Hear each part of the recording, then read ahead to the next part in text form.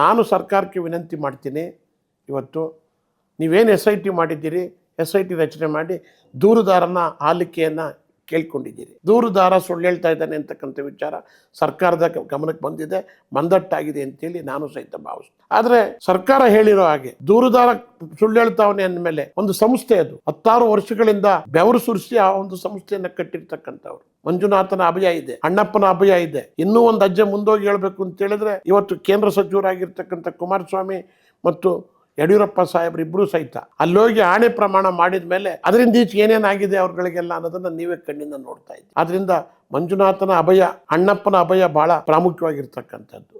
ಅಲ್ಲಿ ಹೋಗಿ ಪ್ರಮಾಣ ಮಾಡಿದರೆ ಸತ್ಯ ಹೊರಗೆ ಬರ್ತದೆ ಅಂತಕ್ಕಂಥ ಮಾತನ್ನು ಈ ಸಂದರ್ಭದಲ್ಲಿ ಹೇಳ್ತಾರೆ. ಆದ್ದರಿಂದ ನಾನು ಒಬ್ಬ ಆ ಸಮಾಜದ ಆ ಒಂದು ಧರ್ಮಸ್ಥಳದ ಪೂರ್ವ ಭಕ್ತನಾಗಿರೋದ್ರಿಂದ ನಾನು ಒಂದು ಆತಂಕ ಇದೆ ನಮಗೂ ಸಹಿತ.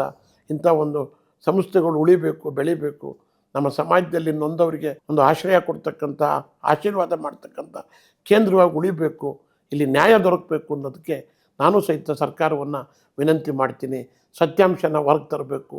ಈ ಏನು ಕದೀಮರಿದ್ದಾರೆ, ಈ ಒಂದು ಈ ದುಷ್ಟಕೂಟ ಇದೆ, ಆ ದುಷ್ಟಕೂಟದ ಮೇಲೆ ಸರ್ಕಾರ ಸಂಪೂರ್ಣ ಕ್ರಮ ತಗೋಬೇಕು ಅಂತೇಳಿ ನಾನು ಒತ್ತಾಯ ಮಾಡಿ, ನಾನು ಸರ್ಕಾರಕ್ಕೆ ವಿನಂತಿ ಮಾಡ್ತೀನಿ, ಇವತ್ತು ನೀವೇನು SIT ಮಾಡಿದ್ದೀರಿ, SIT ರಚನೆ ಮಾಡಿ ದೂರುದಾರನ ಆಲಿಕೆಯನ್ನು ಕೇಳ್ಕೊಂಡಿದ್ದೀರಿ. ದೂರುದಾರ ಸುಳ್ಳು ಹೇಳ್ತಾ ಇದ್ದಾನೆ ಅಂತಕ್ಕಂಥ ವಿಚಾರ ಸರ್ಕಾರದ ಗಮನಕ್ಕೆ ಬಂದಿದೆ, ಮಂದಟ್ಟಾಗಿದೆ ಅಂತೇಳಿ ನಾನು ಸಹಿತ ಭಾವಿಸ್ತೀನಿ. ಆದರೆ ಸರ್ಕಾರ ಹೇಳಿರೋ ಹಾಗೆ ದೂರುದಾರ ಸುಳ್ಳು ಹೇಳ್ತಾವನೆ ಅಂದಮೇಲೆ ಒಂದು ಸಂಸ್ಥೆ, ಅದು 16 ವರ್ಷಗಳಿಂದ ಬೆವರು ಸುರಿಸಿ ಆ ಒಂದು ಸಂಸ್ಥೆಯನ್ನು ಕಟ್ಟಿರ್ತಕ್ಕಂಥವ್ರು. ಮಂಜುನಾಥನ ಅಭಯ ಇದೆ, ಅಣ್ಣಪ್ಪನ ಅಭಯ ಇದೆ. ಇನ್ನೂ ಒಂದು ಹೆಜ್ಜೆ ಮುಂದೋಗಿ ಹೇಳಬೇಕು ಅಂತ ಹೇಳಿದ್ರೆ, ಇವತ್ತು ಕೇಂದ್ರ ಸಚಿವರಾಗಿರ್ತಕ್ಕಂಥ ಕುಮಾರಸ್ವಾಮಿ ಮತ್ತು ಯಡಿಯೂರಪ್ಪ ಸಾಹೇಬ್ರು ಇಬ್ಬರು ಸಹಿತ ಅಲ್ಲೋಗಿ ಆಣೆ ಪ್ರಮಾಣ ಮಾಡಿದ ಮೇಲೆ ಅದರಿಂದ ಈಚೆ ಏನೇನಾಗಿದೆ ಅವ್ರಗಳಿಗೆಲ್ಲ ಅನ್ನೋದನ್ನ ನೀವೇ ಕಣ್ಣಿಂದ ನೋಡ್ತಾ ಇದ್ದೀವಿ. ಅದರಿಂದ ಮಂಜುನಾಥನ ಅಭಯ, ಅಣ್ಣಪ್ಪನ ಅಭಯ ಬಹಳ ಪ್ರಾಮುಖ್ಯವಾಗಿರ್ತಕ್ಕಂಥದ್ದು.